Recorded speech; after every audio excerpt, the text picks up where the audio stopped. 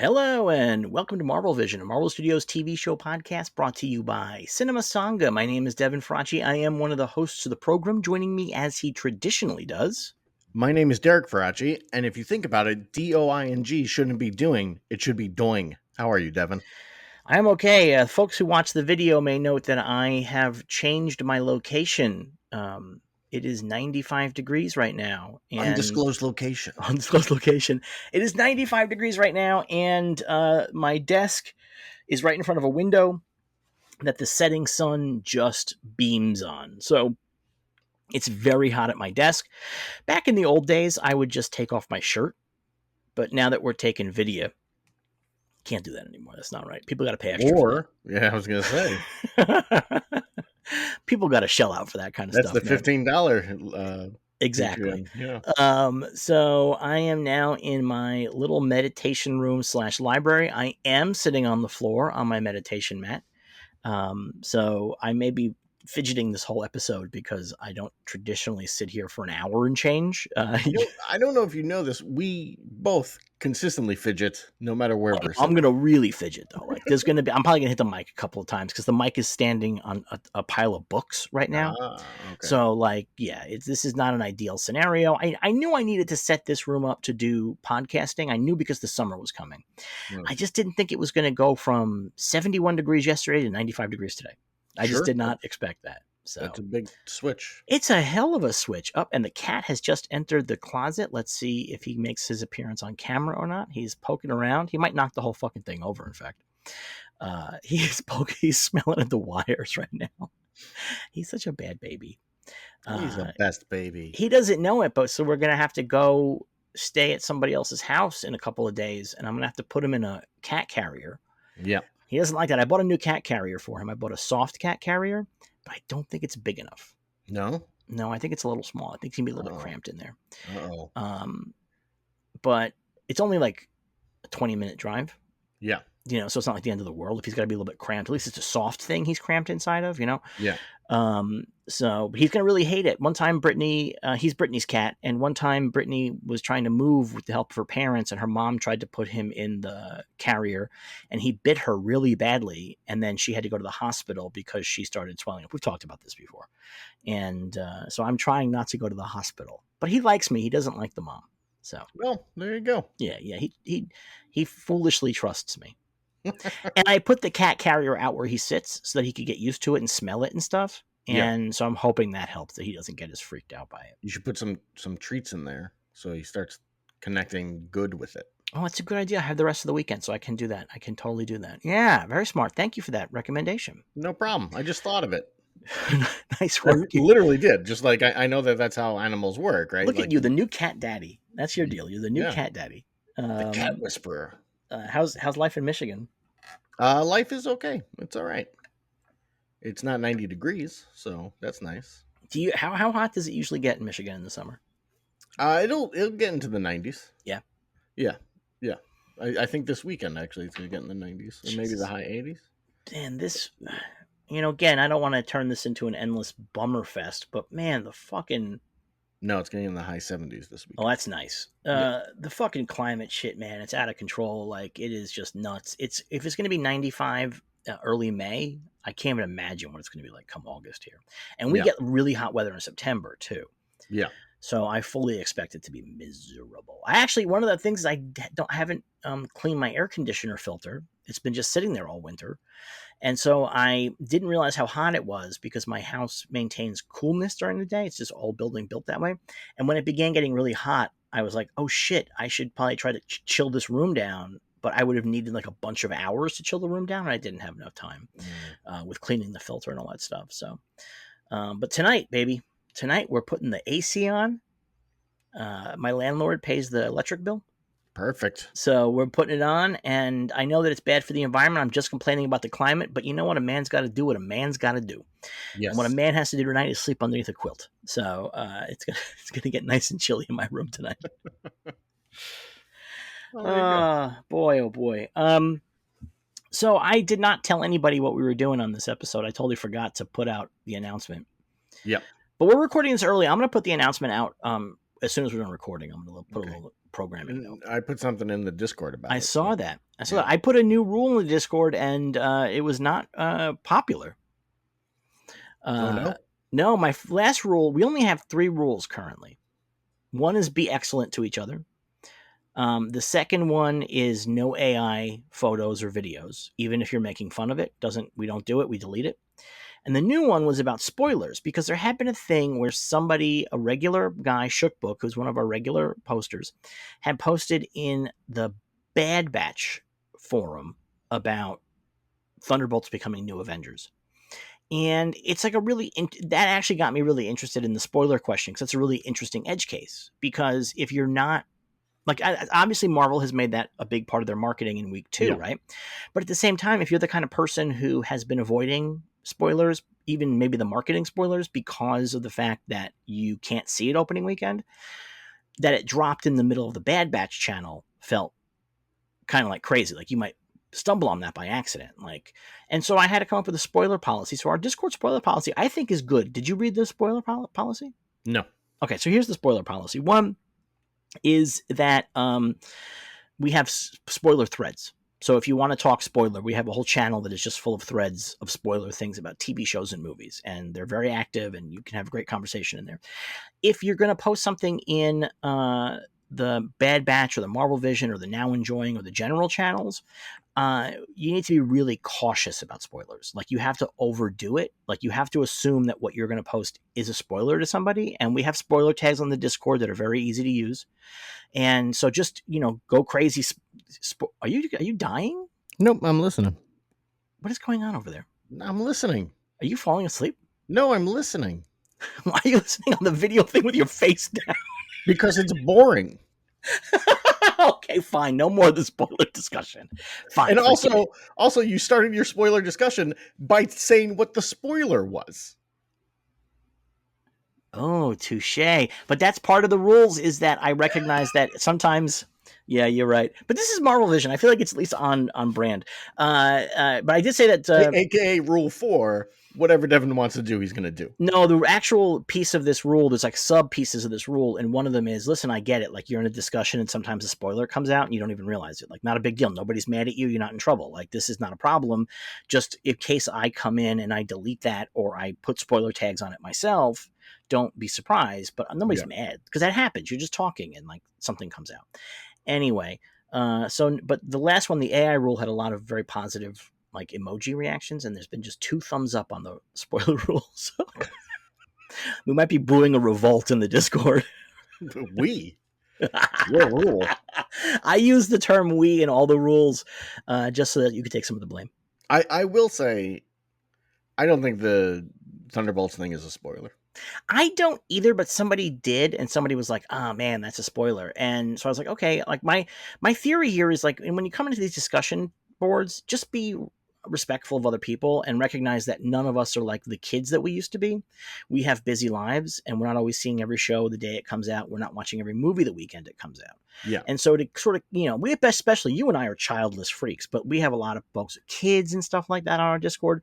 And so just to be a little bit respectful and mindful of those people, because as we're all getting older, and I think our audience skews a little bit older a lot of the time, not everybody can keep up as much. So that's it. There's just respect and being mindful of others, And again, the spoiler tags on Discord are so easy that it's really not a problem. So anyway, all right. I'm sorry I bored you with some housekeeping. Mr. wants to watch a show about Star Wars laws, and then I try to talk about the rules of the Discord, and you're fucking passing out performatively. What is up? What if I told you that this is all the Galactic Senate? What if I was like, oh, the Galactic Senate passed a spoiler rule? Would you feel better about that? I'll tell you what. Be a really good actor explaining this stuff.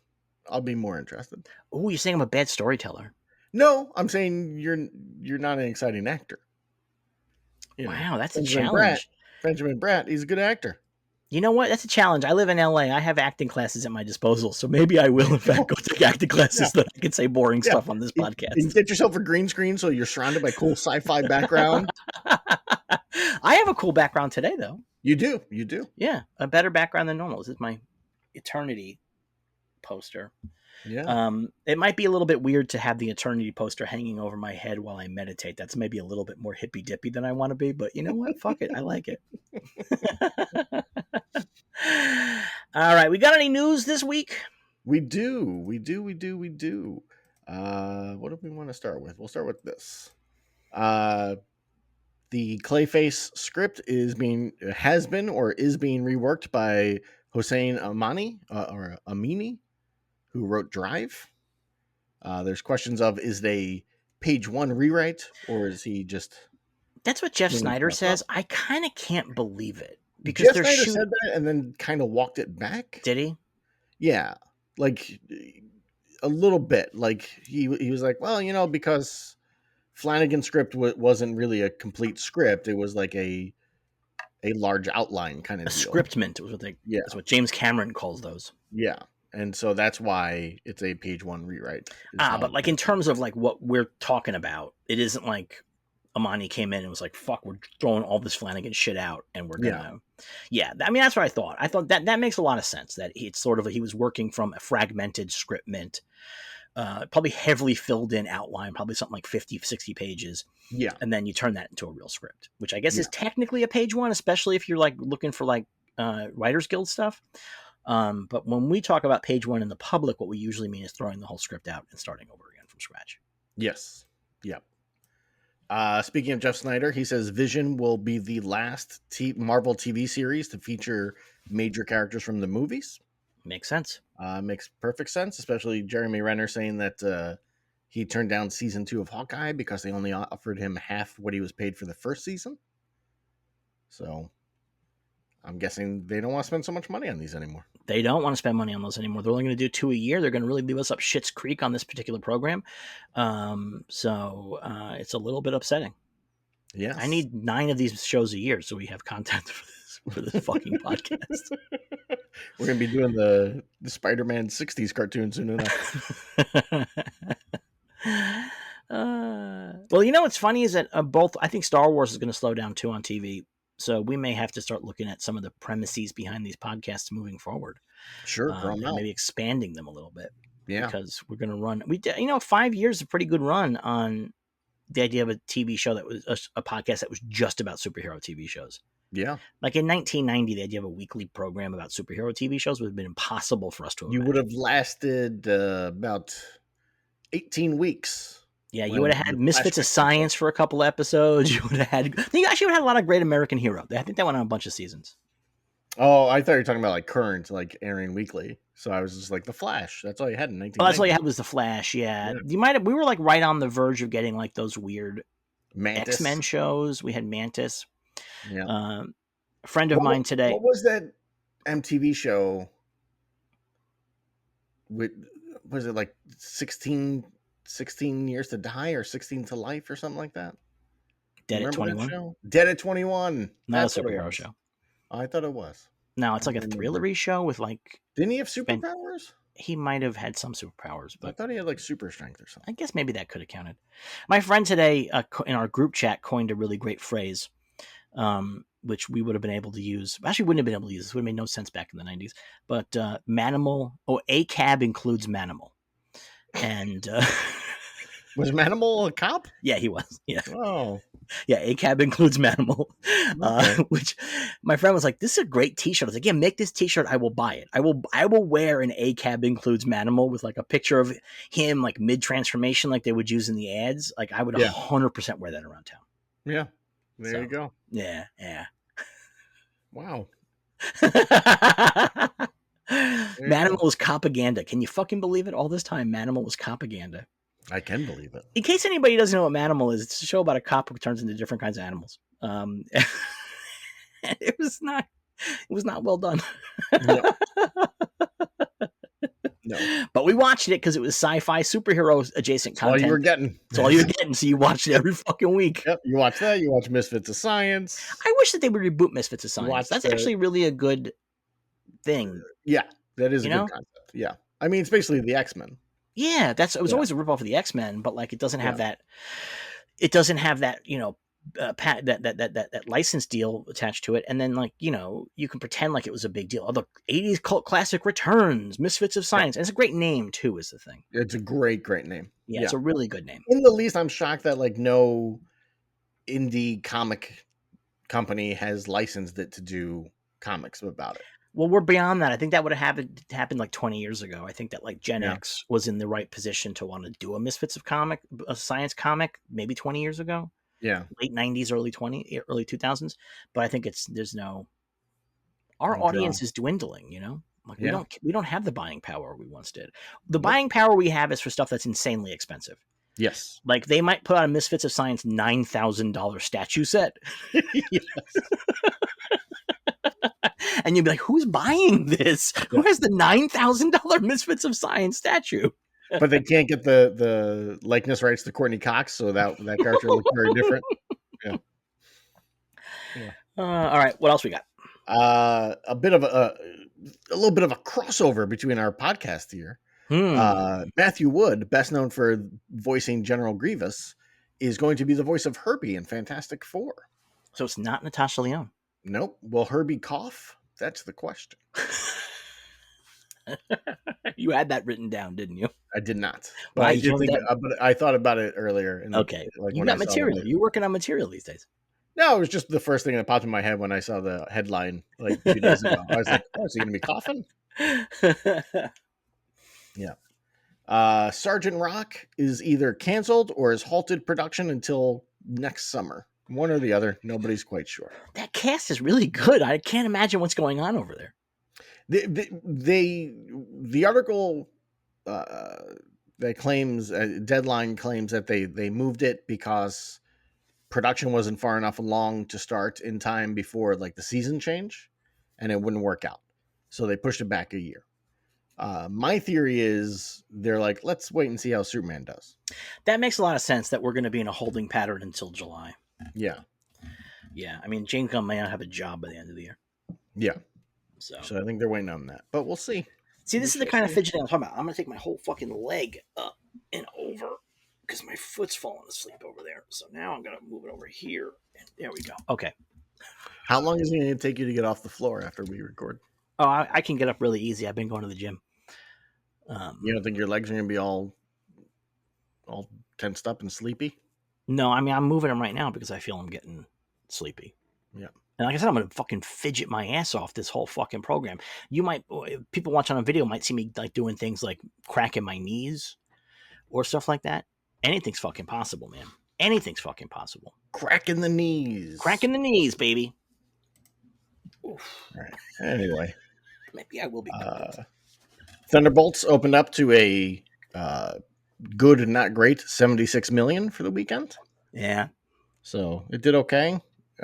Good cinema score, apparently. A yeah, minus, the word of mouth is really good on it, I think. Yep. So we'll see. It's losing its IMAX screens next week. I think this is the last weekend to see IMAX. Yeah, and then Sinners comes back next week. Yeah. So I mean, that's really interesting. That's going to take a bite out of it. But I'm curious to see what the weekly looks like when it's all said and done, because I'm curious if people are going during the week or whatever. That's the thing. It apparently had the best first Wednesday for Marvel in a long time. Okay. Because the thing for me was that, like, when I walked out of that movie, I was like, oh, this movie I enjoy so much that I'm concerned nobody's going to go see it. Like, usually when I like a movie like this, those are the movies that nobody goes to see. And you're like, ah, shit. But, we'll see. And then it hits like Disney Plus, and people are like, why didn't they tell me this was good? Everybody told me this was really great. Yeah. Clowns. Yeah. And then just today, we got the trailer for Peacemaker Season 2.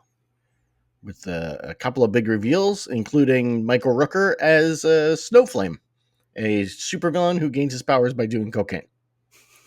So that's exciting. We also see our Superman crossover. We got Hawkgirl and Guy Gardner. It seems as though Peacemaker's getting interviewed for a Justice League gig. Yes. Yeah. I would guess, right? And we see our first look at Maxwell Lord, which led to Buddy Todd. Yes, it led to a classic Derek Todd argument on the Discord, and we went from there because he has a beard, and I guess that's not allowed.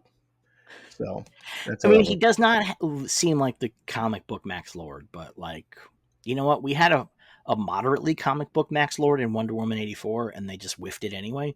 With Yeah, fucking Pedro Pascal playing it, they just whiffed it like fully. perfect casting for Really good Maxwell Lord. casting. Yeah, Yeah, really. yeah. So I'm interested. I will see what Sean Gunn does with it. You know, we'll see how he plays it. You know, unfortunately, Sean Gunn is Sean Gunn, so I kind of have a sense of how he's going to play it. He's done some dramatic. Not that I think he's going to be dramatic as Maxwell Lord, but he's done some dramatic work that I've never seen. So I don't know how good he is at that kind of thing. I mean, it's not dramatic. It's just sort of like his tone, his body, his look. Like, you know what I Yeah, mean? Like, you know, that's a guy that you hire for certain things traditionally. I mean, James Gunn knows him from his birth, so maybe he sees something in his brother Sean, or else maybe this is just nepotism hitting its final phase. maybe, Sean maybe. Gunn as Shazam, as the But he just as Billy. He's Billy, and it's like Teen Just, where everyone's got to act like he's a teenager. I don't understand Teen Just Man because spoilers, he get crucified at the end of Teen Just. So like, how does That's what that they work? were filming. No, I know. How does that work? Like, he's Well, Teen but Just. he's. I'm guessing it's like a dream sequence of some sort. Who knows? None of it made sense.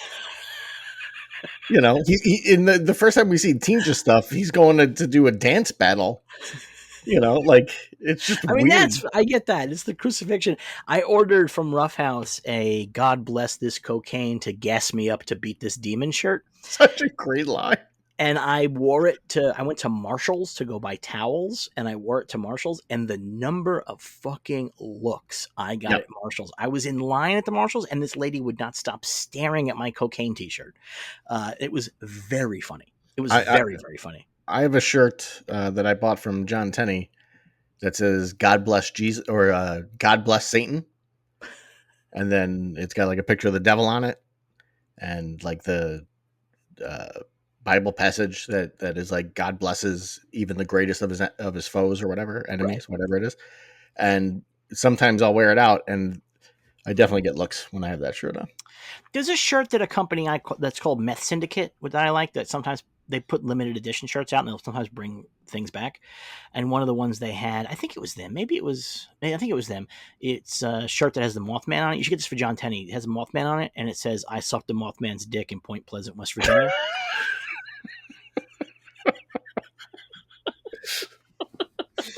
It's really funny. It's really funny. It's really good. I thought about that one a lot. I thought about buying that one a bunch of fucking times. Oh man, Oh, I got you with that one. Huh? that's a good one. I would not wear that shirt personally, but Oh, I would 100% wear that shirt. I would Oh not. yeah, yeah. I I try wear I try from not to wear shirts that have things on them that I'd be like uncomfortable around kids wearing. You know. those kids got to find out that people suck the Mothman's dick at some point. Yes, I did used to have an onion shirt for holy fucking shit, man. Man walks on fucking moon that I bought off the onion back in the Back in the '90s. old days, Yeah, yeah. I love. Gosh, that's a great one. But All right, what else we got? that's it. The Peacemaker That's trailer. that's not it. Which what else? Big rumor: Jake Schreier is being talked to about directing X-Men, Oh yeah, which, if it's true, I love it. yeah, I love it. I think that the tonal stuff that he does in Thunderbolts is exactly what you need in X-Men. Like it can't just be angst like it so yeah. often is in some of these movies. You need to have the banter, the friendship. You need to have that stuff. You need to have a fun element so that when Jean Grey destroys a planet, it has It weight. has It isn't weight to just it. Yeah, endless fucking suffering the whole time. You know, like it has to have fun, and these people have to feel like they're a family together. And I think he did yeah, that really well with characters who do not normally have that, to take the X-Men characters that do have that already to work from that. Oh, terrific. You know, so yeah. if he is, and also I think he was really good at the team dynamic, even if it was a little Florence Pugh heavy. She is the lead of the movie, but the team dynamic is pretty good. And I think Yeah. an X-Men movie can't be a full ensemble. You're gonna have one or two leads no matter Oh, what of you do. course. Yeah, So yeah, if Schreier's doing it, man, I'm fucking psyched. And Marvel's smart to see Thunderbolts and go, this guy can do X-Men, because this guy yeah, I think can do X-Men. yeah, yeah. Let me ask you this: What? say 2 years from now, they put out the first photos for X Men, Mm-hmm. and the first image is the X Men playing baseball. Mm-hmm. Do you start crying right away, or do you hold for a minute or two? No, I'll be 53 years old then. So, no, I will not begin crying right away. I think you will. I will not. If I didn't cry when they played baseball in Twilight, I'm not going to cry when they play baseball in X Men. But you have no connection to Twilight. The X-Men. This was always the thing in the old X-Men comics, is that they Yeah, played no, baseball. it is. But like, I didn't like. it takes a lot to make me burst into tears about nerd shit. Like, it takes a lot. Like, it Yeah. is a lot, a lot. Also, we've had like a dozen fucking bad X Men movies. So frankly, like, that doesn't feel as like impossible to have ever seen on the screen. Like, there were so many times they should have just done that. That would not have been out of place in many of those movies. Yeah. So I would not have a big reaction. I would be very excited because it would indicate to me that the angle they're working from is correct. That was what would make me really excited. But it takes a lot for me to cry. I cry about really sentimental, stupid, emotional stuff all the time in movies. Yeah. Like, I am the guy who's crying, like, when somebody tells somebody else, you're the greatest, you can do this, we all love you. And I'm like sobbing in the movie theater, or when there's like a dog and I'm sobbing in the movie theater. But when it comes to like nerd shit, like, I have to admit, like, I am not, when Star Wars Theory, that guy sort of burst into tears when Luke Skywalker entered the screen Mandalorian. That's just embarrassing, man. That's embarrassing. You're a grown person. I'm going to be a 53-year-old man. Yeah. Maybe 54, depending into what part of 2 years we're talking about. So, like, you know what? Like, my age is the old speed limit. So I'm not going to cry about an X-Men thing. Yeah. Right. But also the other way that goes is that it makes me much more easygoing about some of this shit. Like, I don't care as much anymore. Like, I'm not like as dedicated to making sure they get it the way that I want them to get it. Yeah. You also missed another piece of news. Spider-Man Brand New Day, or whatever it's called. Brand New Day, right? Yeah. Brand New Day has cast the lady from The Bear. No, that's not true. It's not true? No. How's that not true? Because it was denied? No, isn't she cast in the next Spider-Verse movie? I mean, that's a cartoon? Yes, but that's not Brand New Day. I thought it was Brand New Day. I think it was the next Spider-Verse movie. Hold on, we're looking this up because I get too much of my information from headlines these days. Nope, it's The Bears. Lisa Colon-Zayas joins Spider-Man Brand New Day. Deadline. 100% is happening. I thought I'd read it was Spider-Verse. No, I guess that's great. I like her very much, but also I like her vibe in Spider-Man. Like, that's just the right vibe for a Spider-Man supporting character. Yeah. And also, she has, I don't think this is problematic, but she has big 1980s PBS energy a little bit. Yes. And so, like, I could see her on the. She could be on Square One TV, or yeah. Yeah, and I could see her on the Electric Company Spider-Man. Like, yeah. I could see that. So, like, hanging out with who was Morgan Freeman. Morgan Freeman, yeah. Yeah. Yeah. So, which, by the way, she is like a very talented artist. Like, I'm not saying that she's that level that only could be on PBS. No, I mean, Morgan Freeman was on there. Yeah, but she has like the look and the vibe of like a motherly figure on those old PBS shows. Yeah. Although she's like rougher on The Bear, but like you can see how she would have that. And so if that's her role, is just to come in and do Electric Company shit with Spider-Man, what if that's the brand new direction they're taking? It's Electric Company. And Spider-Man just never talks. He just never talks. He just mimes everything. And there's like weird like slide whistle noises when he moves. Oh, it'd be so good. Oh, I would cry if that happened. Kevin Feige's like, this is what I wanted from the beginning. Finally, a real Spider-Man on screen. Oh, man. You know what I watched yesterday? What? Was it yesterday? Yeah, it was yesterday. I watched Captain Marvel. And I think it's not a good movie. I'm rewatching all the Marvel movies, and it's not a good movie. No, at all. But the thing that really annoys me about it is that the Marvel logo in the beginning with the fanfare is all Stan Lee.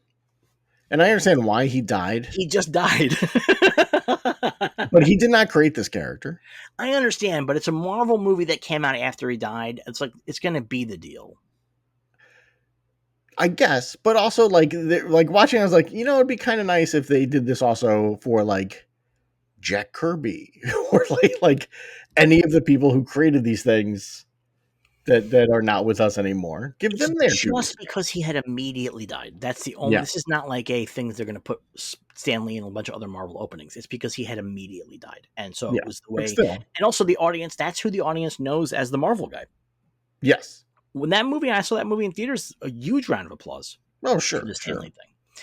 Boy, but you will never stop complaining about opening logos. This is like your crusade in life is opening I hate logos. him. I hate It's him. funny because you were complaining about the Star Wars opening logo, and I've checked it. It's 17 seconds long.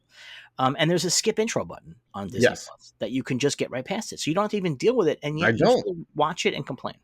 Yeah, and the whole Andor opening logo is way too long. It's like a minute.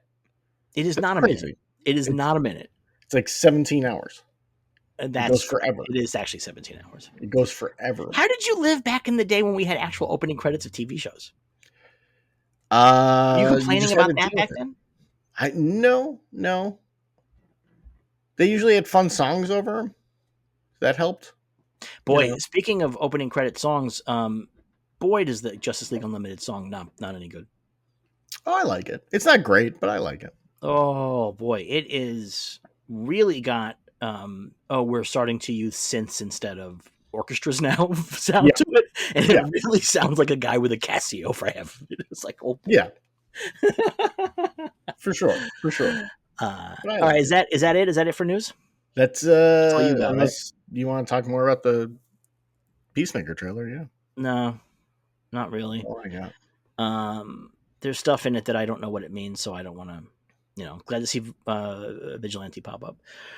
Um, but we have letters. We do. What do we got? This one is from Kenny. He says, "Hello. When the first Nick Cage Ghost Rider movie came out, I somehow ended up going to see it with my extremely religious and conservative mother. I genuinely don't remember why. Anyway, at the time we lived in a very small town in Montana with a one-screen theater, and it was playing at the two-screen theater the next town over, and it was about a half-hour drive. It was an extremely awkward drive home. My mom was pissed. What is the most awkward movie-going experience with another person you've had, parent or otherwise?" I don't think I've ever had a super awkward movie going experience. No? No, I don't think so. Well, there No, you I go. really don't. I honestly don't think so. I know people have these stories, but I never felt awkward. Sometimes I don't think I guess we must have watched some stuff that was a little intense as kids with our mother in the room, right? We must have. I Had to have happened. distinctly remember us watching American Werewolf in London on VHS, and I was like 7, 8. And in the scene when he started to transform, she got up and walked out and said, "You guys can keep watching if you want, but I'm not watching this anymore." She was And okay with the sex scene, though. she was, yes, but I think it was the sounds and stuff. She was She like, was "This is." okay with her 7-year-old child watching a sex She scene. was okay with her 7-year-old child watching the entire movie, but she was just not going to watch it. And that's the household that's how we grew up, was like, yeah, Yeah. just watch whatever you want. Who gives a Also, shit? we were latchkey kids, so we just Yeah, watched shit. we just Like it watch was whatever we like want. just watch it, and I could get anything from the video store. They would never had a problem with me renting Yeah, R-rated stuff or whatever. yeah. TSR video had no questions. Yeah, so I don't really have. I mean, I guess that might be an awkward experience for her, but that's not awkward for me. Like, go ahead, take off. I don't give a shit. Like, it's fine. I don't even think it was that. It was awkward. I think it was She like, was just disgusted by it. this is gross and scary, and I don't want to watch it. Yeah. But my 7-year-old can watch it. That's fine. Yeah. That's one of the reasons, I'm not really given to those like Gen X. We drank from the hose. We didn't wear helmets. I'm not really given to that kind of shit. But I will say that Gen X had the perfect level of parental neglect. It Yes. wasn't like it is today, where you're becoming a fascist terrorist and watching pornography when you're 5. But it was where you got to watch all kinds of wild ass movies and kind of nobody gave a shit about it. And Yeah. it was a really good middle ground, because I think today kids, did you watch Adolescence? No. The Netflix show? I mean, it's all about like this kid gets super radicalized on the internet. At the end of the show, the dad's like, "Listen, we have no idea what he's watching in there. Like, I thought it was just porn, and I was okay with that, but like, I had no idea it was Andrew Tate all day." Yeah. And that's the deal now. So I think that Gen X really was a very sweet spot. Like, baby boomers didn't have this because they couldn't just go see stuff. They didn't have video like we had. Yeah. Yeah. And They have cable. cable. Yeah. The kids, millennials got some of this, but I think by the time millennials came around, parents started being a little bit more careful. Probably like early millennials, I would imagine, Yeah, right? yeah. Yeah. The That's, yeah, very much so. Brittany has Zennials or a whatever they're called, Brittany. right? Brittany was an elder millennial, and she had religious parents, but that she still managed to see a lot of stuff Yeah. that they didn't know about or didn't care about, I guess. Yeah. But yeah, we really got to watch any fucking thing we wanted. Man, I saw Cannibal Holocaust when I was 11, so Yeah. Yeah. I mean, I remember just being a kid walking into the video store and just grabbing anything, just being like, all right, this looks crazy. I go right to the horror section and grab whatever looked the bloodiest. Also, Yeah. whatever seemed to promise tits. If I was Yes. promised tits on a cover, I'll watch it. Yeah. Yeah. Yeah. That was definite. Um, I despise whenever I see those things. They're like, we're Gen X, we drank from the hose, like that kind of Oh stuff. yeah, I don't like that. Yeah. Because growing up, we were all like, that kind of stuff is stupid. Like, like when the baby boomers would be like, oh, in my time we did this. And I'm like, you guys are dumb, whatever. And watching my generation turn into that is like, oh, man, stop it. Like, That's the horror of growing old. It happens to every single generation. It happens to every single generation. I really like watching millennials be irritated by 20-year-olds now. Because they were always like, you guys are so mean to us. Oh no, we're just trying to yeah, live our lives. And now they're just fucking shitting on TikTok kids because you can't help it. That's just the way that it works. yeah. That's the nature of time I itself. You think become the thing you hate. I think my secret is that when I was 20, I was annoyed by 20-year-olds. You've Well, always I've been that. always been like, I didn't like Goonies as a kid. We've Yeah. discussed this before. I've You've always always been that. been the cantankerous guy. So that's how that worked out for me. But I get very annoyed when I see people doing that. Like, in my day, All right, what's next? we did blah, blah, blah. God, you guys love writing these long ass questions. You guys know Derek can't read. Yeah, This is the I can very read. special I episode of can the read. sitcom. I just can't read out loud. I'm not good at reading out loud. Derek Uh, can't read. this is from Code 1026 on the Okay. Discord.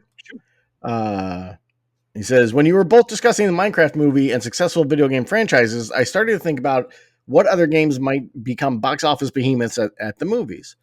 Arguably, the biggest adult franchise of all time, GTA, has huge buzz as the new version comes out. Would a GTA movie have the potential to be the biggest video game movie of all time? Could a GTA movie even be done well?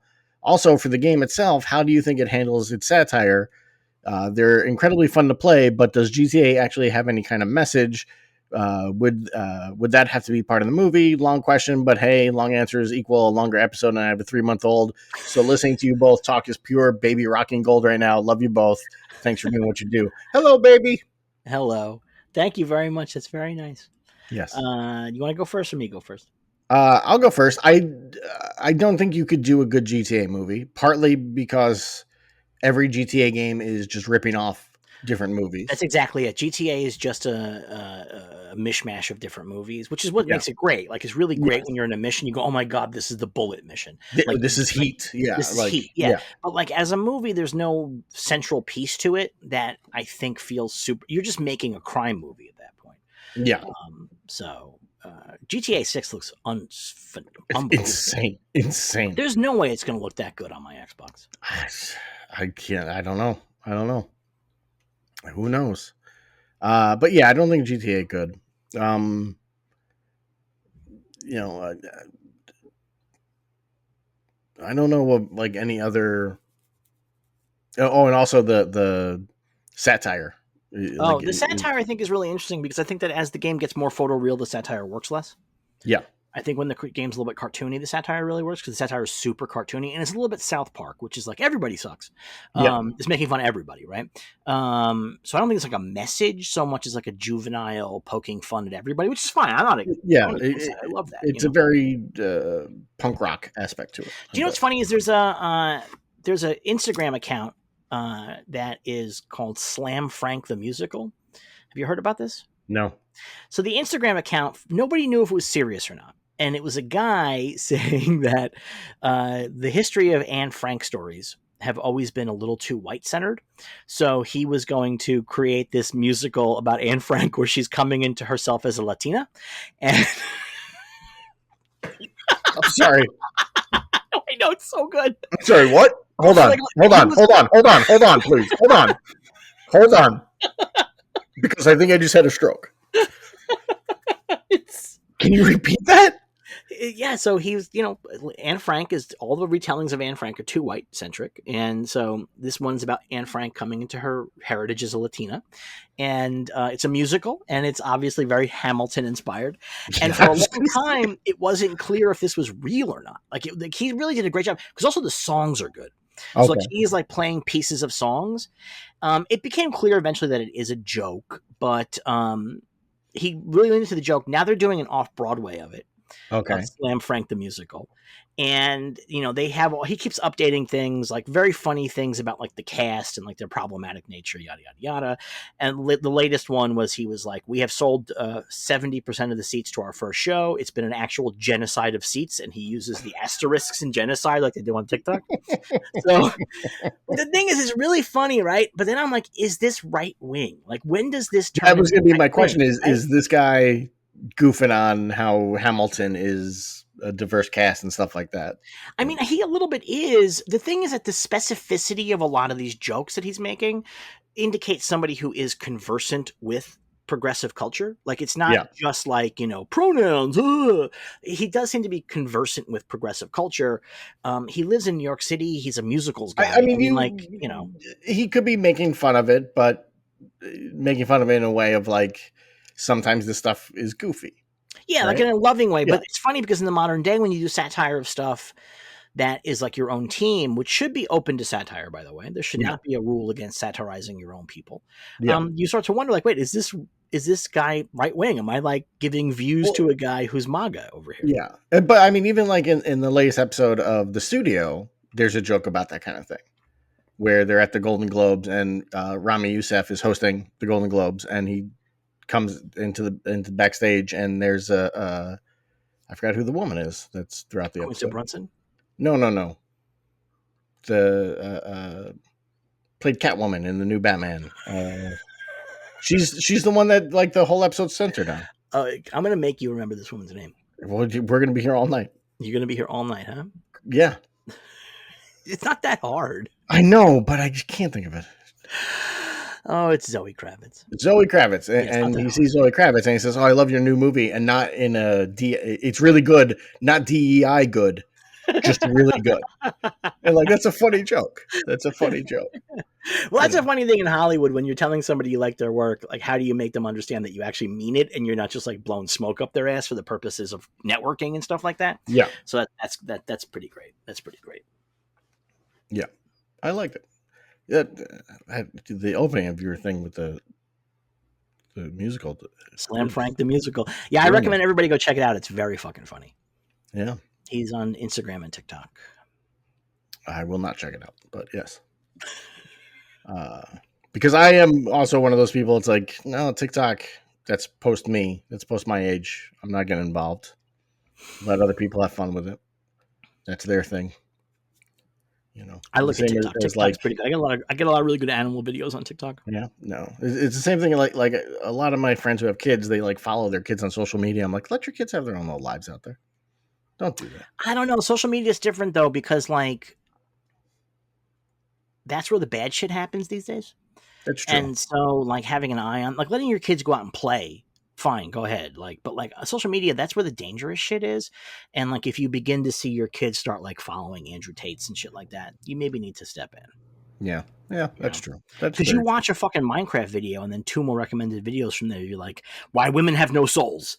And Oh, you don't even need to watch a Minecraft video. I watch on YouTube. I watch nothing but like Red Letter Media and comic book interviews. And when one of those things ends, the next thing it goes to is like, is Star Wars woke? And it's like, what?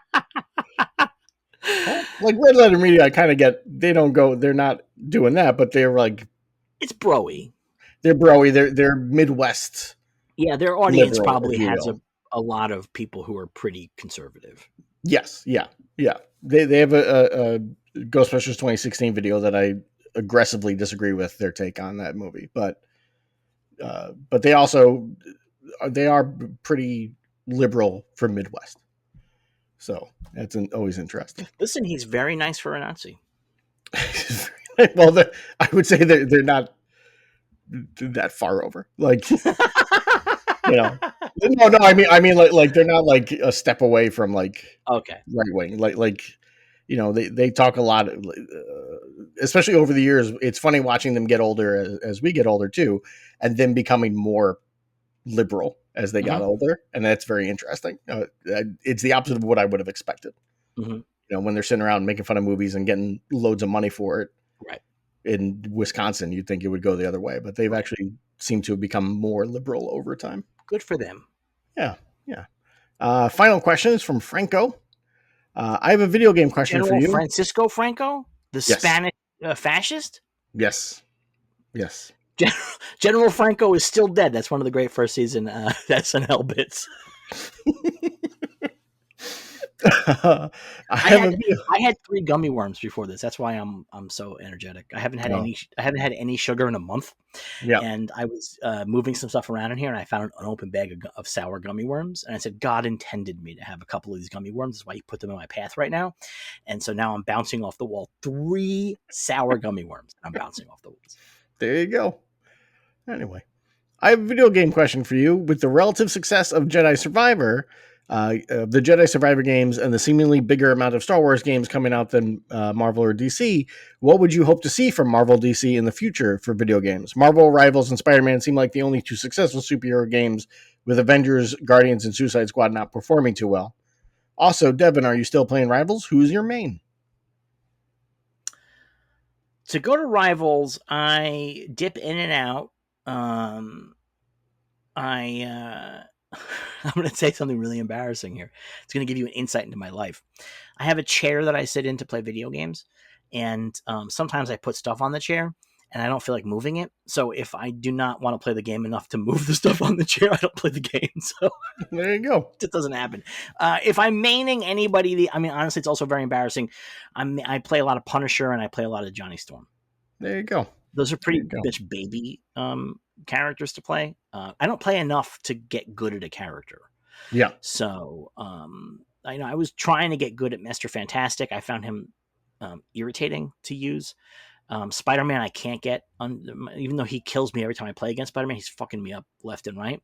But with the Punisher, I'm pretty good because it's really easy to hang back and just fucking kill people because they're in the middle of a battle. They don't realize where all these hits are coming from, and I'm just like standing a block away shooting them. So Yeah. it's pretty okay. As for Marvel video games or DC video games, I don't think they're going to ever work that much. I think Rivals is kind of like the best version of these things because it has a huge variety of characters and it's just a ripoff of Overwatch, which everybody knows works. Yeah. But like, I don't think. The problem is most superheroes in a video game setting, they're too powerful. Yeah, that's the thing. They're too powerful, or it's just not going to be as much fun. So then you have to power them down, and that feels lame. Yeah. It's amazing that Spider-Man works as well as it does. I'm curious to see what those guys are doing with Wolverine because they have a Wolverine game coming out. Yeah. But in general, Batman works well. Batman works well because Batman works very well. That, yeah. And just the whole format of Batman works well for a video yeah. game, right? Like that fits, but like Flash, it's not going to work out too well. No, it's not that great. It's really hard to do super speed stuff and make it work. Yeah. You could do like a fun dumb Hulk game, but really just is smashing. Well, they did one back in the day, a Hulk Ultimate Destruction or something like that. Yeah. That was really fun, where the whole thing was every level was you destroying different cities. That was wasn't that the one they had an arcade game where you put your hand in Hulk hands? Not that I remember, but maybe. Yeah. Maybe I'm imagining that. Maybe I'm having a moment where I'm remembering an erased reality. I don't know. I will say there was a Superman game for Atari. No, for it came out shortly after Superman Returns. It was an EA game. It didn't do well. It wasn't a great game, but they came up with a great health bar system where the health is Metropolis. Mm. So the more damage Metropolis takes, the closer you get to losing. Mm-hmm. I was like, that's a really smart way to do Superman. Yeah. But the game itself was not all that great. Yeah. You spent a lot of time in that game. That was like early open city games. So like like one of the main things was like find 100 cats, and I was like, what, are you kidding me? And also, why am I having trouble finding 100 cats? I'm Superman. I'm I have Superman. This should really come telescopic very easily to vision. me. Yeah. Instead, You I'm know, like flying around and I have to listen to them mew and then a like game slowly figure out where it is. a game that was not successful, but that I think was really, really good was Midnight Suns. And that's a Yep. format. I'm not a big card game guy, but what I think really works about that is the social aspect within the game. And Yeah. that's what a comic book superhero game should kind of be like. It should have that social aspect because comic books at their best have that soap opera. And so like an X-Men game with that exact setup, like where you're hanging out in the mansion, talking to people, becoming Yeah. friends, giving them gifts, all this kind of stuff. And then you're getting bonuses from that. That would really, really work really well. I never understood why that game, I guess people don't like the card games, I guess is what it is. But I thought it was a really great game and it had a really good story and I really enjoyed playing it. Yes. But it tanked. So It we'll never, tanked. It yeah. tanked, unfortunately. Wolverine, I think you could do good video game for. They have done good Wolverine video games. So he works, but it's got to be like as odd as it sounds with Wolverine, it's got to be a lower powered character. Right. If they're too powerful, like Spider-Man's probably about the highest level you can get to. Like Daredevil might be a good game, like to do the radar sense and to like have villains use that against you and stuff like that. That could be an interesting way to do it. But Or then maybe be visually interesting that the whole game is in radar sense. I think that would be the problem though, is it also be headache inducing. Well, he did it really cool with like Tron. True. Yeah, I don't know. I've always been surprised that with the success of the Batman games that they didn't do like, let's do like a more family friendly version of this, and it's Robin, and then you run around as Robin through Gotham doing stuff. But I mean, people don't want family friendly versions of games. I guess not. That's the I thing. guess not. That's the thing. What All you right, gonna do? is that all of our questions this week? That's all the questions. You can ask more questions at ask.cinema.sanga@gmail.com. So go there and then Sounds put good.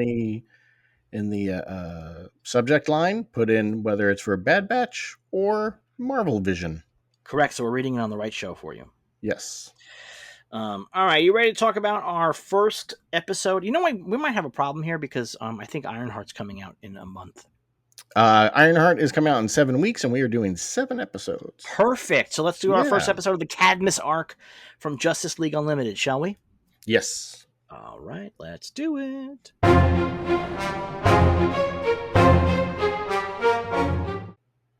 Justice League Unlimited, Season 2, Episode 3, The Doomsday Sanction. I want to get one thing out of the way right up front so I don't have to talk about this the whole episode. I have some technical issues with this program. Yeah? The CGI animation that they throw into this, Not very good. Not very good. So bad. Yeah. It is like real bad. And I get this is old, so like whatever, but like it's so jarring. Yeah. Traditional hand-drawn animation, and all of a sudden this is CGI monstrosity in the middle of my screen, and it has no texture, and it really is crazy bad. Yeah. The other thing is I texted you this, was half the characters in this program, the voice actors sound like they were recorded on the phone. I did not get that sound. Really? The Flash sound like shit in every single scene he's in. I don't think so. Part of it is they keep putting this echo on everybody when they're in the watchtower, which I think does not work. But, yeah. But I heard a number of characters like, this is not good. Maybe your system's like you said that I'm watching the episode. I'm like, is he mistaken when they're talking through the radios and there's no. That people in person are talking, and one person sounds great and one person sounds like trash. Yeah, and maybe that's just my system. I don't know, but I had that issue. I want to start off with a thing about this, that this is the Cadmus arc in Justice League Unlimited Season 2 is for fans of the, what I guess most people call the Timverse, which is the Bruce Timm DC animated series shows, which is Batman, Superman, Batman Beyond, and Justice League. This whole arc, they did not think they were getting a third season. Hey, you know what? This is the end of our stuff. So let's close out all the storylines. Like we have a couple of storylines sitting around that we never finished. Let's close them out, and that's what this arc is for in a lot of ways.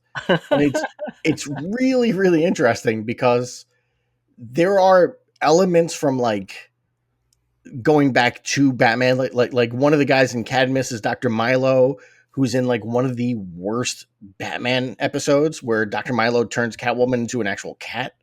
That's And it's Dr. like, Quark. what's that? That's Dr. Quark. I don't know what you mean by that.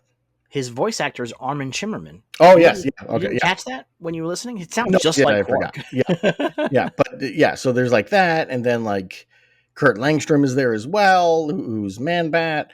And, you know, they mentioned in here that there was like a clone of Supergirl, and that comes back later. And like there's all this stuff from Batman and Superman and Batman Beyond that plays into this storyline as they work to close everything out.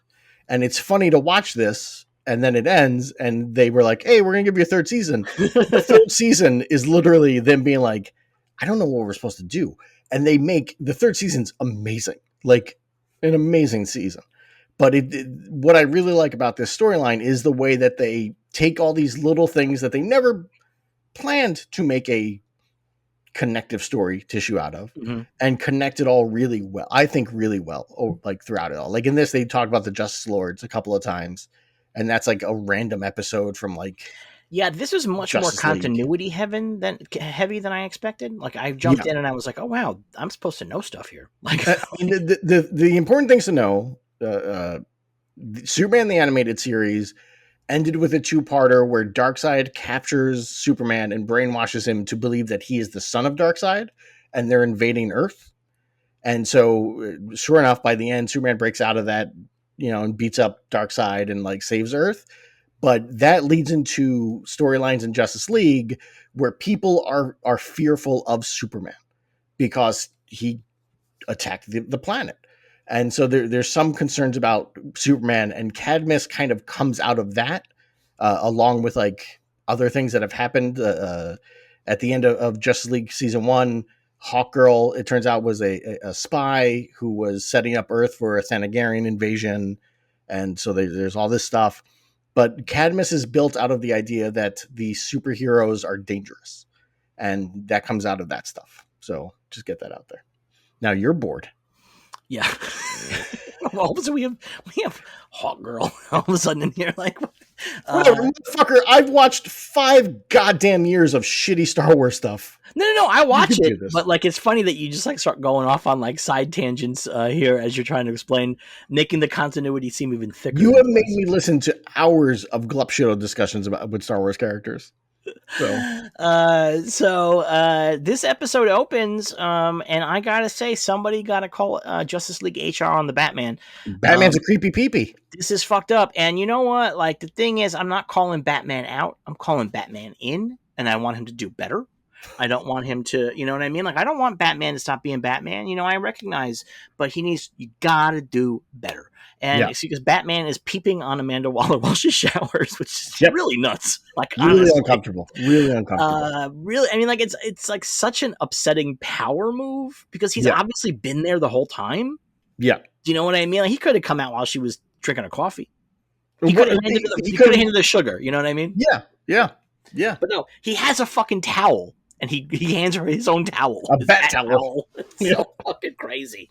So it had a little Batman logo on it. Batman and Amanda Waller have this big exposition discussion where they talk about what Cadmus is, why Cadmus exists. Batman knows about it, and she knows that he's Bruce Wayne, but he knows that she does illegal shit like cloning and super people and operates outside the federal budget and stuff like that. So they kind of have a mutually assured destruction thing happening here. But she says to him, Superman's a snitch, she says. And he told me everything about the Justice Lords. And when they went to an alternate universe where the Justice League went bad, and they killed. The Justice Lords came to our universe, or came to their universe. Sure, okay. Now she says about your time in that other dimension. She talks about Batman going there. Well, I don't think Batman went there. I think like one or two of them went there, but I don't think Batman did. But anyway, it's not important. She says that he did, so I'm going to trust the people that wrote this over you, frankly. All right, go on. Dwayne McDuffie wrote this. I know he's smarter than Dwayne McDuffie. No, but I think she was talking about more the general you of the Justice League. Not all 75 of them who hang out doing nothing. 95. There's 95 of them on the Watchtower. They just chill out and just wander around the loading bay. Yeah. This series has multiple episodes that are like there are scenes just set in like the commissary, and people are just sitting around eating lunch. I love it. So she says, I know what happened. The Justice Lords, that they killed the president. It was Lex Luthor in that dimension, Yeah. and they took over the whole world. And so we got to make sure that this can't. You hang out in a satellite. You have a laser focused on the Earth. Superman's essentially a god.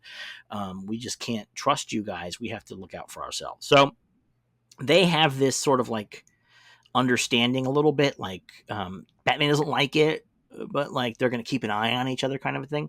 Well, it's also important to note Justice League Unlimited, the first episode starts with Green Arrow coming in to see if he wants to be a member.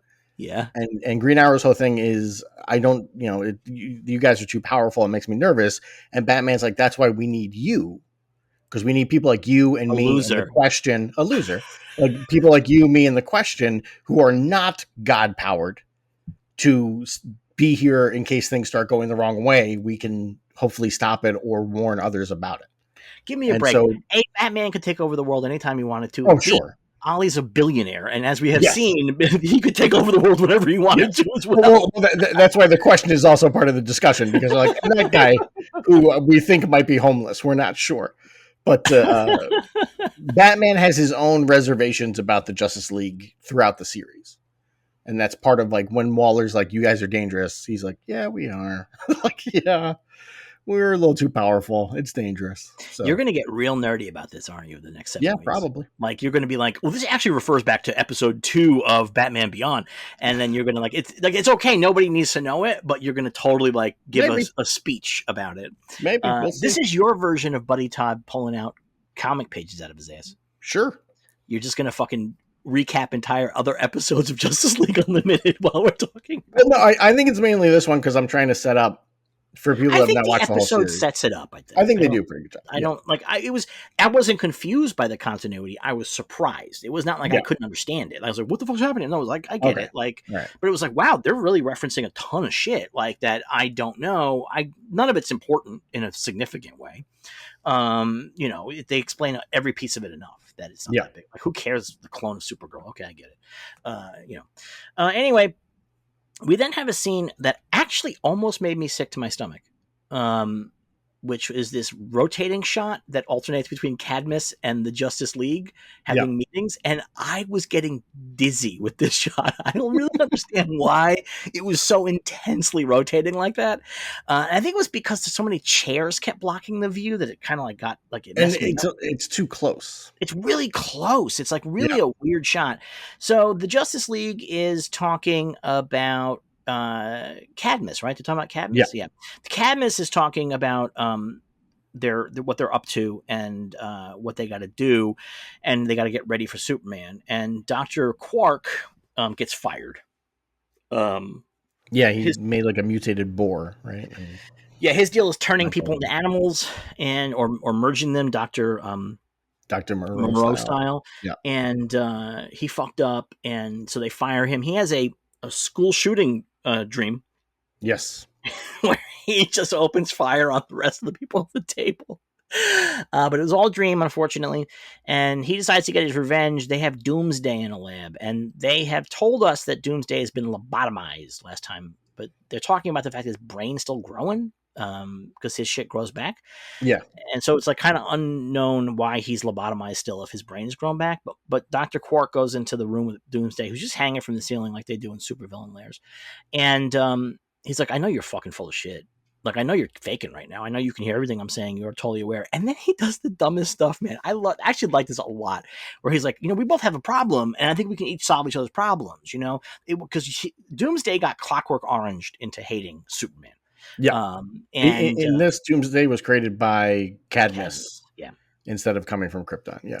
And they made him as the ultimate Superman killer, and then they Clockwork Oranged him to hating Superman. They kept hitting him with heat vision that he thought came from a wall of swirling Supermans. Yes.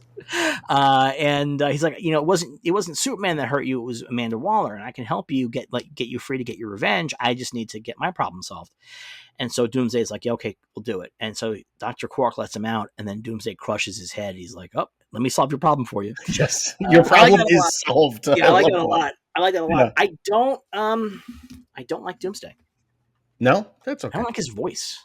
Yeah, his voice is a little weird. Voice sucks. It's Yeah, bad. He sounds like a robot. I'm not sure. I didn't look this up. I believe his voice is George Newbern, who voices Superman, and then they put a bunch of stuff on it. I think, but I But didn't look up to see if Doomsday it's the sounded. wrong kind of stuff. You No, know what I mean? He sounds like a it's not robot. good. It's Yeah, really it's not good. crazy. Yeah. So Doomsday gets out and he, he hops in a Doomsday size escape rocket, which I liked a lot too. It's like, he just fits right in it, and he takes off. Back at the Justice League Watchtower, there's been a volcano erupting, and they have to go deal with it. The Flash is like, "Hey, should we not be saving these people right now?" And like, no, first team's already there. I don't know who they are because nobody who's on the ground. We see Hawk. Yeah, we see Hawk. Yeah. Hawk and Dove are there saving everybody from the volcano. Not exactly. And then the team I also would Justice send. League has like normal people that take care of stuff as well, like They have non-superpowered staff. people. They have staff. Yeah. Who pays for this shit? Bruce Wayne? I believe so. Yeah. What does his taxes look like? He's a billionaire. He doesn't pay taxes. No, but I'm saying he has to file something. So like Yeah, he might he be files writing all on this Bruce shit Wayne. off. Don't worry about it. No, but I'm saying he files this money is disappearing. He must be spending billions of dollars on this. He has this fucking satellite and he has a staff crew and all these big spaceships. So like that money's got to come from somewhere, and that's going to be a lot of money, and that's hard to hide. There's a whole storyline on Andor about this. Yes. About how hard it is to move your money around when you're funding things that you don't want anybody to find out you're funding. Yeah. Well, to go with the Grant Morrison answer, nobody puts air in the tires of the Batmobile. It's a fucking comic book. Sometimes you just gotta let things go. I don't. The problem I think with that premise within this television program is that because they have stuff like support staff, that indicates a world where they've considered how they operate. Well, I mean, you know what I mean? Like it's not just there's like they're opening the door for us to ask these questions. Yeah, but also Amanda Waller knows that Bruce Wayne is Batman. Perhaps she knows it through his taxes, where he accidentally put down Batman under his name one time. He put it down as his side gig. He's like dependents. It's the Justice League. He's got a 1099 as Batman. He's like dependents. 95 superheroes. Dark Knight LLC. So Flash is like, should we be down there helping people? And they're like, don't worry about it. There's already people down there. Flash. Flash a clown. Yes, he's a clown. He's like, they're like, hey, we're worried about this Justice Lord shit. Like, what if we go bad? And he's like, well, the reason why they went bad is because their Flash died. So all you guys got to do is make sure I never die. Make sure I don't die. Yep. Yeah, and it's like, shut the fuck up, Flash. Do something useful. Does he do anything in this episode? No.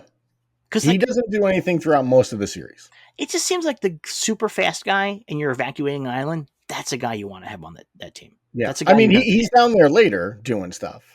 He's like standing around, isn't he? He's running around. He's doing stuff. Okay. But like Bruce Timm has talked a lot about how the biggest problem with Justice League is Flash and Superman are so powerful that nobody else is needed. Right. And so they made Flash extra goofy to excuse some of that. But then like they do like there are 3 episodes where Flash really gets to show off a little bit. There's one during this. You're gonna give us the recap of each. No. I'm just saying that there's one during this storyline. Okay. And then there's like 2 other ones. But yeah. I like when we hit your unique areas of interest and then you like start like uploading the lore. I think it's great. I got the lore. I know you got the lore. You got so much lore. I can't remember anyone's names. I can tell you everything about every appearance of the Flash anywhere. So it's there like, you go. It's like Magnolia. I have so much lore to give. I might make you that T-shirt with Quiz Kid Bill Smith on it. Donnie Smith, Bill Smith, right? Donnie Smith. Donnie, you're right, Donnie Smith. You know, I didn't say Donnie because I was automatically like, no, that's the I like Quiz Kid Will Smith though.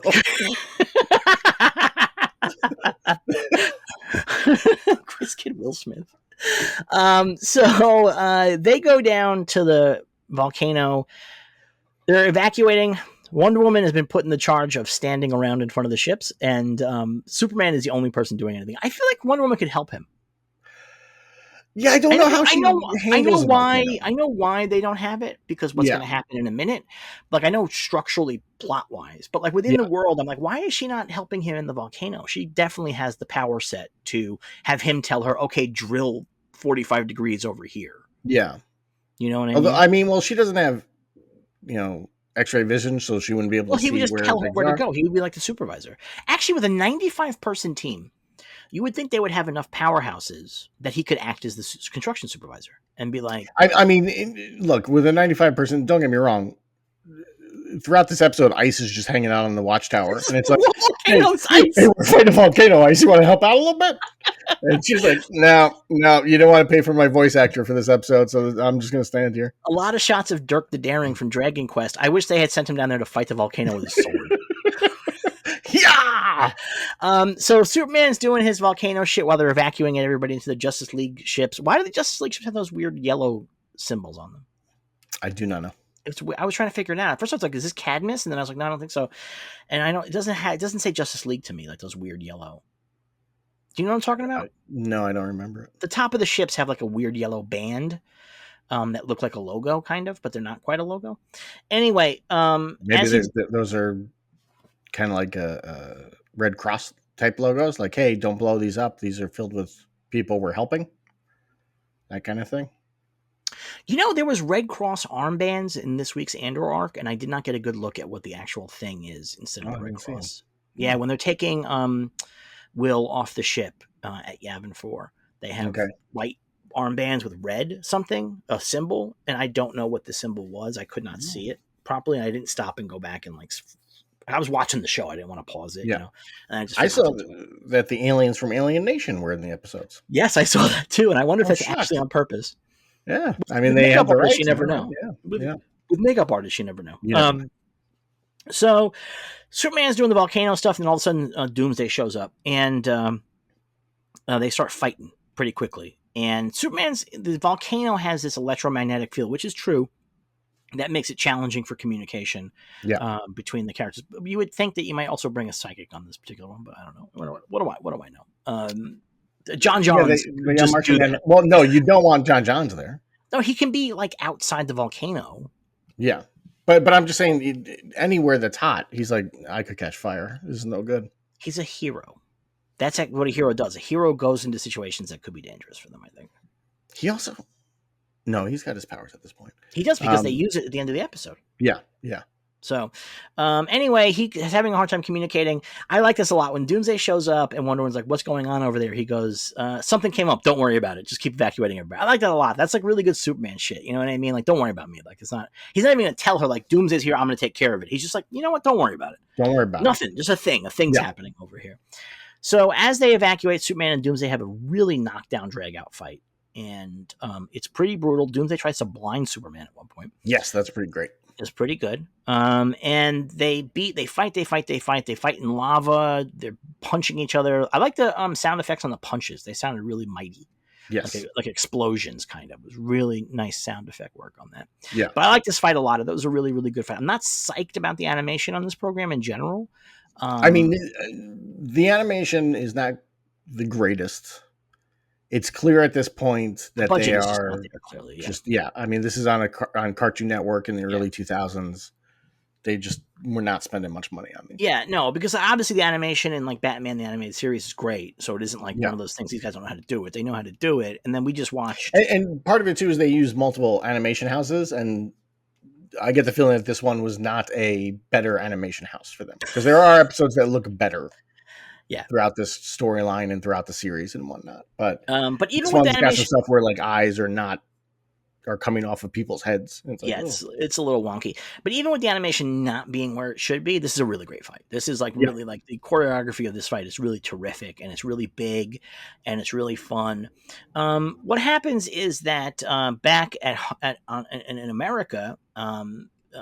J.K. Simmons is really playing it down. He is not doing a big J.K. Simmons voice here. No, he's not. I was like, is this J.K. Simmons? And then I looked it up. I was like, this is J.K. Simmons. Yeah. But he's playing a J.K. Simmons role, which is an asshole military guy. Yes. Very J.K. Simmons part. And either he's a peanut or he's an asshole. One or the other. So Waller's like, we have to stop Doomsday, and he's like, well, fuck it, he's gonna kill Superman. That's what we want him to do. And she's like, we don't know if he's gonna stop at killing Superman. He might kill everybody else on the planet. Like, this is not a guy that we can trust. So he takes matters into his own hands, and he launches a kryptonite tipped nuclear missile at the island. Which I love that they just have that. I mean, that makes sense. I love it. I seriously love it Yeah, that they're it makes like, sense. Yeah, it makes sense. yeah, their whole thing is how do we stop Superman? And one of the things they have is like a nuclear missile with kryptonite on the front. Yep, okay. It's also probably like it's a doomsday measure, isn't it? Isn't that the doomsday sanction? The missile. No, yeah, I guess so. Yeah, Yeah, yeah. I think that's the doomsday sanction, the titular doomsday sanction. So they have that because they I built think doomsday. Doomsday is the Doomsday sanction. That they hold him in No, but case there's a he needs sanction something.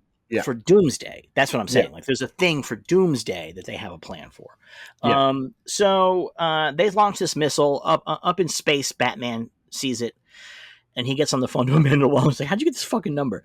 And Well, he she answers the phone. She goes, "Yes, Mr. President," and it's Batman, which means Batman has cloned the president's phone number. I love that. it's really I good. love that. It's really good. So he figures out pretty quickly that she has no fucking clue what's going on. That this Yeah, is somebody went rogue.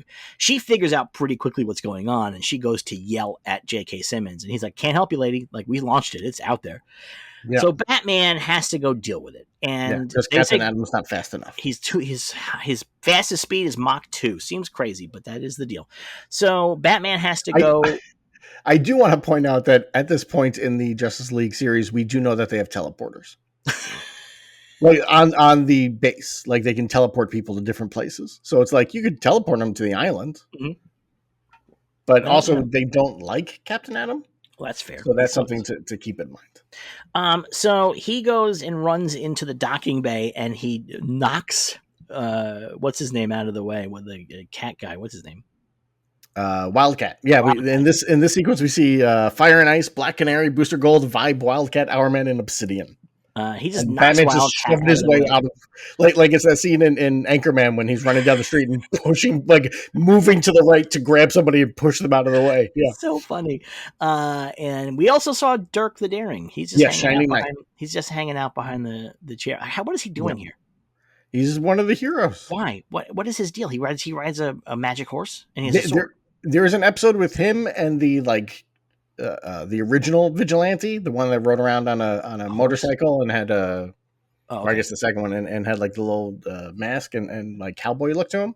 There's an episode in the middle of this arc about them that has nothing to do with this arc. And it was one of the most annoying things watching this weekly on TV when you're in the middle of the Cadmus Saga and then all of a sudden it's like, let's watch these two goofballs be goofballs. And it's like Nathan Fillion is the voice of Vigilante and I can't remember who the voice of Shining Knight is, but it's like, Man. what is going on? Like, It's what just is so happening? funny seeing this doofus with his dumb helmet standing in the background of shots behind Batman. I just imagine Yeah. Batman hates this guy. That's my take. Batman hates this fucking guy. He's just such a pain in the ass to Batman. And so Interesting Batman, note, they cannot use Blue Beetle on this show. yes, is Charleston. No, no, because DC would not let them.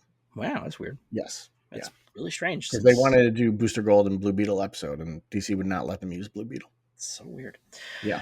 So Batman gets into a plane and takes off. Everybody has to get out of the launch bay because he's going to open a hole to space. He's going to open a dock to space. And so he takes off and he flies down.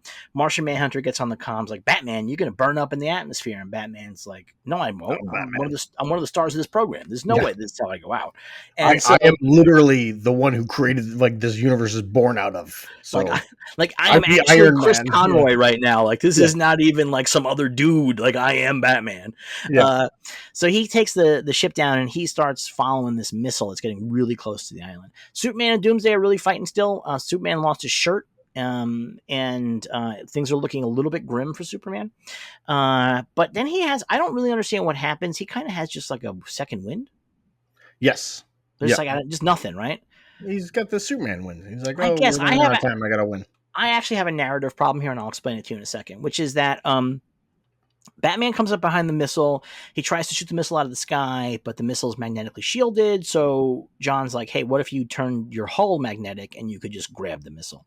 Yeah. And so that's what Batman does. He has to jettison out of the ship. He gets really fucked up in the process. That's not a good escape pod. Well, I mean, a nuclear explosion goes off. I think that's part of it. So it doesn't seem like it affects the pod that much. He's hit with a big wave. Yeah, but he's going like full speed. He's low to the ground. I'm pretty sure you're not supposed to eject like 50 feet off the ground. You know, like that kind of stuff. I think that messes him up. I do think Christopher Nolan watched this episode and was like, That's the ending of Dark Knight Rises. There you go. That's what we'll do. So he ejects, and the nuke goes off. The kryptonite nuke goes off. I think what should have happened is the kryptonite nuke should not have killed Superman and Doomsday, but there should have been like a wave of radiation that weakens them both. Yeah. So that they become really vulnerable to each other, because Superman gets this big second win and just throws Doomsday into the volcano, and they have been fighting in the volcano. Like Yeah. they're not bothered by it. So I don't understand why that's like a game ender for Doomsday. Yeah, it's a little confusing. It's a little. And weird. then later on, they have him, and he's like trapped inside rock. The lava turned into. And it's like, I believe Doomsday could just fart his way out of that. Like, I do not doubt that Doomsday could get out of this rock. And if there had been a kryptonite element, because it's introduced, like it's not even like it has to be crazy. No. There's a little bit where it just weakens them enough that they're more closer to mortal. Yeah. So that when you throw Doomsday into the volcano, it actually might do something to him. Because again, they had a big fight standing in lava, and neither one of them was bothered by it. No. So I was kind of confused by that. I agree. Superman does try to lobotomize him again, but it's just like, I'm the Borg, buddy. You can't do the same thing to me twice. It won't work. Will not work. Did he grow those eyebrows because Superman lobotomized him, or did he have those eyebrows in the first appearance? I don't remember if he had eyebrows in the first appearance. I'm pretty sure in the episode where he gets lobotomized, he is more comic book Doomsday, where like he does not talk and stuff. Okay. So he gains the ability to. I'm pretty sure it's been a while since I've watched that one, but right. I don't remember him talking in that episode. Yeah. So the explosion is the nuke is averted, and then the volcano explodes, but they get everybody off the island. Yeah. So it all kind of works out. This is the other part that's actually confusing, and why the kryptonite radiation would have made sense. That Superman is like so beat up from the fight, he's on his knees and he's watching lava come to him, and he's basically ready to die. He's and pulling a Frodo. Yeah, I'm like, you know what? This would not kill you. Like, this does not, unless you have been significantly weakened by that kryptonite, this will not kill you. It might be uncomfortable. Like, you might be so weak that it's really uncomfortable, but I don't believe that he would die from that. But he's 100% in the suicide pose. Yes. And then Wonder Woman comes and snatches him up, and she's like, I don't know why they had me on the dock the whole time. I'm very powerful. I'm like as powerful as you are. Yeah, like, I'm pretty much up there, buddy. Like, I have an indestructible lasso that we could have wrapped Doomsday in. Maybe it was toxic masculinity that Superman couldn't ask for help. There you go. We thought it was so nice earlier, but actually it's toxic masculinity. Yeah. He doesn't know how to ask for help. That's so possible. We cut back. We now cut back to the Watchtower, where they have a trial for. I'm going to put it as in air quotes, a trial for Doomsday, and a tribunal, I would say. Tribunal, yeah. And Superman's like, tough shit, buddy. I'm throwing you to the Phantom Zone. And Superman doesn't even think twice about it. Like, he's just like, fuck you, man. Like, you're going to the Phantom Zone. Like, he's like, this is actually very nice for you. You're gonna have a nice time. I will say one thing watching this, as Doomsday continuously just keeps showing up in the comic books all the time, it's like, why doesn't he just put him in the Phantom Zone? It kind of makes sense. Like, that's what the Phantom Zone is for. Kind of a big deal, though, because the Phantom Zone is not nice. No, but Doomsday is an indestructible creature of hate and rage that wants nothing more than to kill Superman. I'm sure at some point they put him in the Phantom Zone in the comics and he got out. I mean, there's just no way they have. I remember they sent him to the Big Bang. I remember that. So he could destroy the universe from the beginning? Well, their thought was like, oh, the Big Bang will completely wipe him out. And then he just floated through space for like billions of years and then came back to Earth. And he was like, hey, I'm here. And now he's a god in the comics now, Doomsday. He's the time trapper. I cannot superheroes. To folks who are not comic book people and who are comic book people not around the 90s, I cannot stress enough how much people were mad about Doomsday. Yeah. Because the premise that they just introduced this guy out of nowhere and had him kill Superman was really upsetting to people at the time. They felt like Superman was going to die. He needed to die against one of his great villains or something like that. So the fact that Doomsday is fucking 30 years later, almost 40 years later, kicking around and is a main thing that keeps coming back in stories is crazy because he was really disliked. Like, people really were mad about it. I was always okay with it because I think I understand the editorial conception here that like Lex can't win. That can't be how it works. It just can't happen that way. Like, you have to have some kind of unstoppable force that takes Superman down that is not tied into Superman. Although he's I think at that point his origin was that he was a Kryptonian super weapon. I think at that point in the I do original, think he I broke think out that of came in Cadmus, later. didn't he? Isn't that the deal? No, Because he was he covered in chains and shit. he was covered in chains. Like he came from space, he crashed on Earth, and he comes out. And as far as I remember in the Death of Superman storyline, nobody knows where he came from or what he's doing. And then later on, they were like, by the way, he was created by Kryptonian scientists, and like they started adding all that stuff to it, Well, I believe that which was I do probably not in there like. when they created him. I think that they must have known what they were going to do with him because.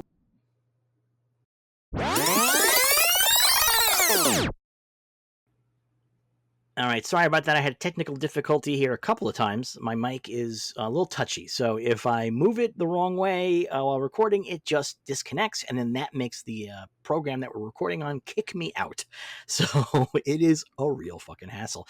Anyway, so that's Doom. Oh no, the cat's coming by the mic now. That's Doomsday's thing from the '90s. So it's always really interesting to see him keep popping up because he just was so unpopular when he was. I mean, it's funny that DC didn't do it once; they did it twice because they were like, "Hey, here's the death of Superman. It's some character that you don't know." And people are like, this sucks. And they're like, oh, yeah, here's the guy who's going to destroy Batman. It's a new Never heard them character we before. just introduced. Yeah. Like, what? And Bane's a big deal now. So, Yes. At least, yeah. like, Bane, I think, showed up like a year before, right? Yeah, They they did sort of the. began building him up as a Yeah. character. And they had introduced the Venom serum earlier and stuff like that. So he Right. felt a little more organic. No, Doomsday literally just fell out of the sky. Like it was like, Yeah. here he is out of nowhere. So they send him to the Phantom Zone, and then Superman and Wonder Woman go to check in on Batman, who's all fucked up in the infirmary. I feel like Batman should probably be at Wayne Manor. It just seems like it's hard to maintain the double life if you're living on a satellite all the time. Well, I don't think he's living on the satellite. I think he's in the medical bay. Yeah, but he's going to be there for probably days, right? Maybe, unless they're just waiting to use the Wonder Woman's purple ray of healing on him. Do they have that? I don't think they ever mentioned it in the show. No, but they come in and they're like, "Hey, Batman, you're pretty fucked up," and he's like, I'm watching TV. Look at the size of the screen. It's beautiful. He's like, "You guys are real assholes. Did you know you guys are real assholes?" He's like, "Listen, you just fucking sent that guy to the Phantom Zone, didn't you? You didn't give him a trial. You just decided that you're a god and you can do whatever you want with this fucking guy." And Superman's like, and Wonder Woman's like, huh?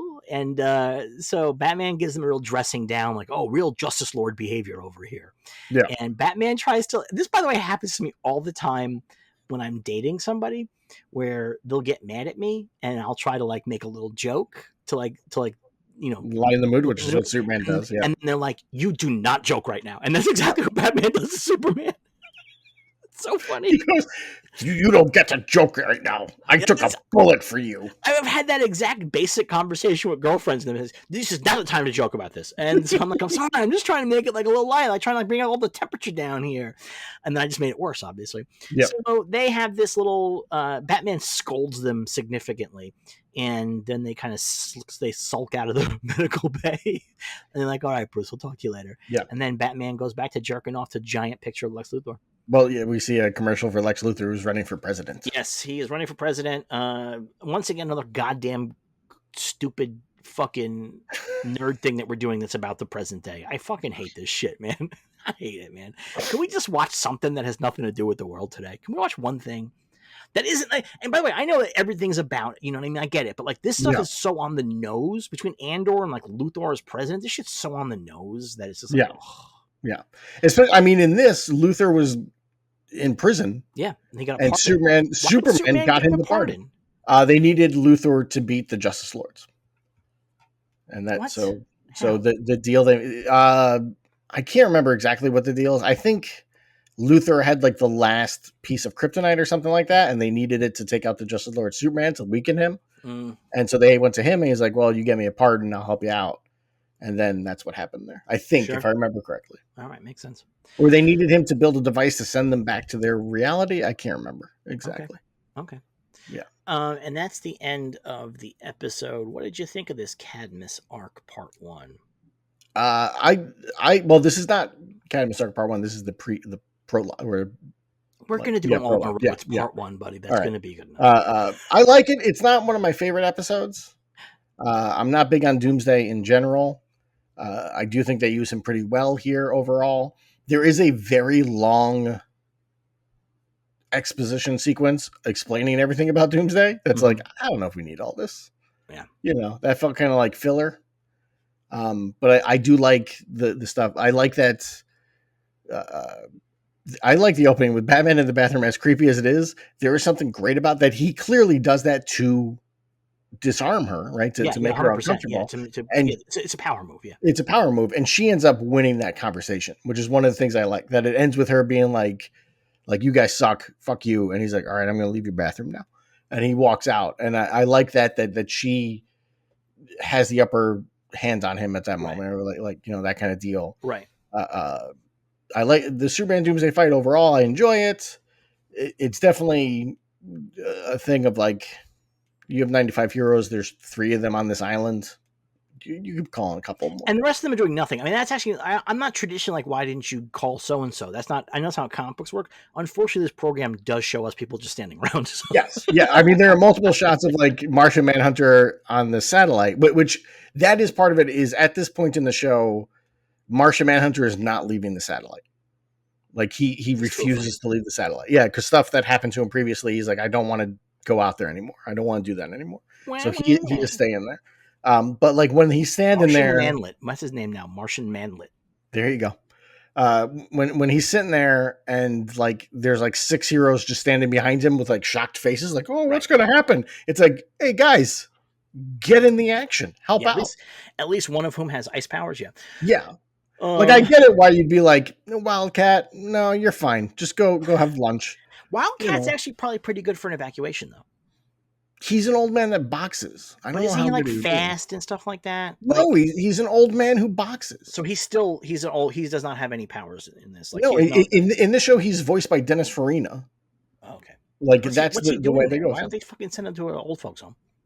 I know him, Hourman, and I mean Obsidian's a younger one, but like him and Hourman are just hanging out. The Justice Society is there. A bunch of them are. What if they had those guys hanging out like just like heckling everybody from the side? They're just sitting in a chair and going, Martian Manhunter, In a little my too day. scared to go back to Earth, huh? Boy, oh boy. Hey, Martian Manhunter, maybe you'd feel more comfortable with a shirt on. That would be so good. Just the Waldorf and Statler of the Justice League Watchtower. Yeah. It is a shame they never do a Justice Society episode, and that's a shame because it would be fun to watch them. But that would be really funny. They're always just background, except he gets lines with Dennis Farina doing his voice. I enjoyed it. I thought it was good. Again, I have technical issues with the program. I thought the animation was not great, and the CGI stuff was just fucking mind-bogglingly the CGI. If I remember correctly, Bruce Timm has talked about the CGI and how that was a mandate. Oh, I from the studio. yeah, that makes sense. Yeah, that makes perfect sense. But it's just like when I'm vibing with it, and I can kind of get past the watchtower, and then Batman flies down, and this missile looks like it's not even PS2. It is like fucking no, it's real bad. It's real bad. It's real bad. And it's weird, especially in the shots where it's like the ship and the missile, and then the only thing that's hand drawn animation is the water, and it's like, why are you doing it that way? Like, it's what really a weird shot to do, It's really weird. But getting past that, which I can get past, I enjoyed it. I thought it was pretty good. I am looking forward to the next part. What is the next part? The next part is, I forgot the name of the episode, but it's Task Force X, the Suicide Squad infiltrates the Justice League satellite. Can you give us a title for an episode? Do you know what number? I think it's just Task Force X. It's episode 4. It's the next episode on the list. Yeah. Okay. Yeah. All right. Well, we'll see you guys again next week as we dive into the next episode of the Cadmus arc on Justice League Unlimited. Until next time, may you be happy, may you be healthy, may you be safe, may you be well, but most of all, may you remain a true believer.